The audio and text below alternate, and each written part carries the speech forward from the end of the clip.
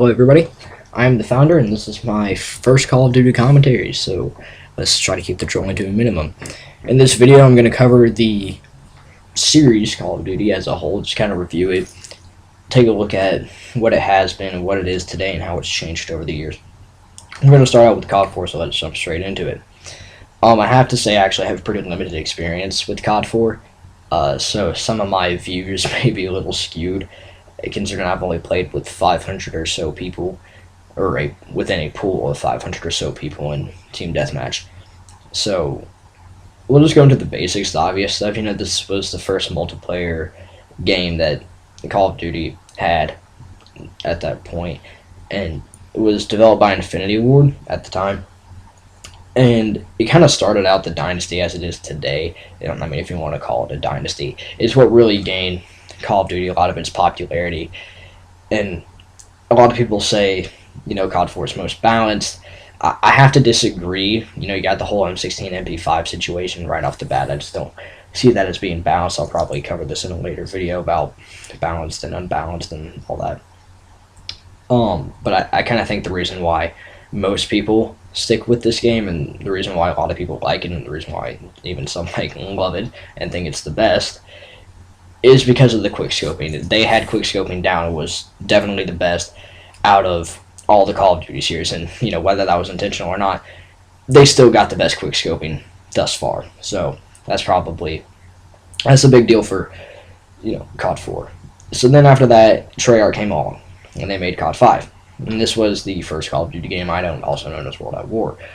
And, you know, at the time when I was playing it, I was like, oh man, this is the best game ever. And I was just like this little squeaker, barely knew about online multiplayer and all that.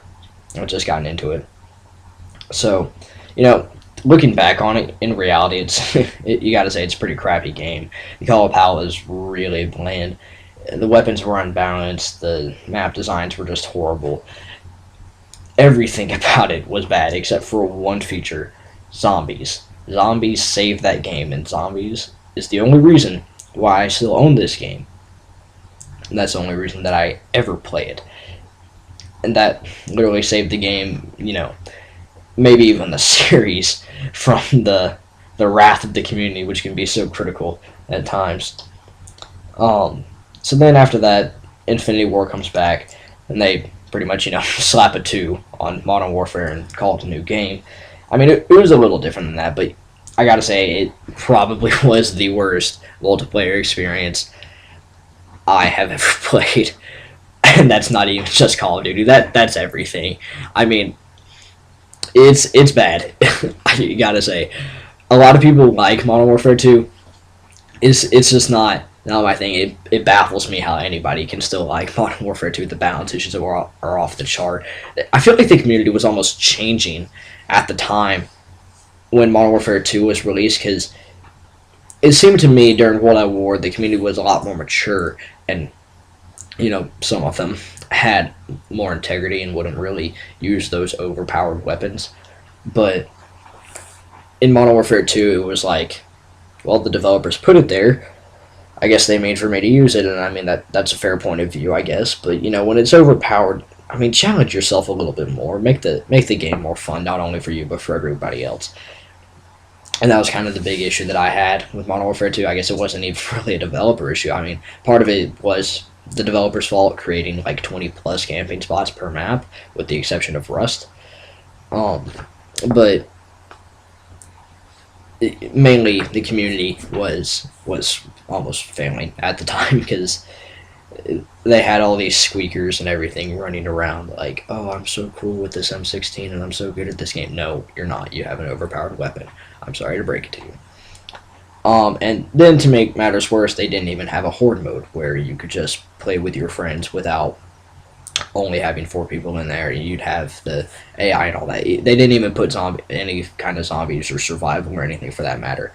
And they just don't have anything going for them, honestly, and I don't see why anybody likes this game. I don't see why it's popular. Like, even to this day, it's still popular, and I don't understand it. It baffles me. So, realizing all these issues, Treyarch decides to confront them, and they bring out Call of Duty Black Ops. and they're promoting this as the most balanced game thus far. They're saying they're gonna fix all the problems that Modern Warfare 2 had and everything.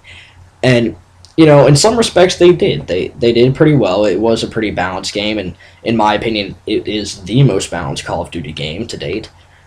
But it still had issues. But I feel like most of those again resulted from the community rather than the developers. With like camping and stuff, it doesn't matter how few camping spots you put in a map. People are gonna find them, and people are gonna camp, and people will create their own camping spots.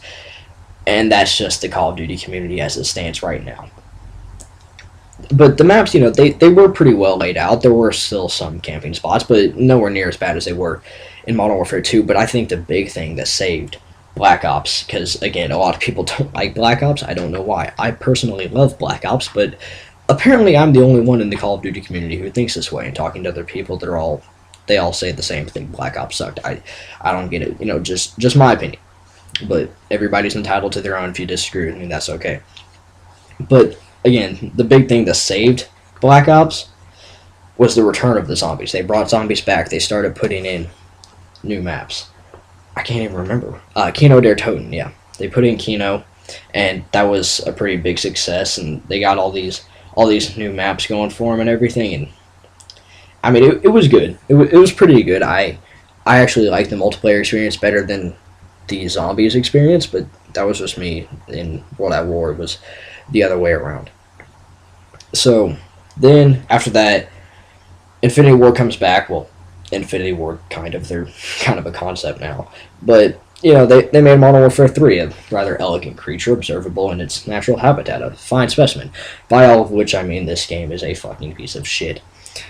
It's still not as bad as Modern Warfare 2, and I feel like most of the problems that I have with Modern Warfare 3 are again community issues that could be fixed if the community decided to man up and stop playing with like completely overpowered weapons for no apparent reason. But I mean, there were a lot of balance issues that the developers put in Type 95, Dead Man's Hand, all that good stuff. But they brought in survival, that was good. Elite kind of pissed me off because everybody knows about that. And then the contract with Microsoft was another thing. I guess I should have mentioned that earlier. Started back in Modern Warfare 2, goes to Black Ops and Modern Warfare 3. It actually continues until I believe through the year 2012, I guess, and that's kind of a big deal for PlayStation users, kind of pissing us off. But that's what Activision wants to do, and what Microsoft wants to do with their money. That's their business.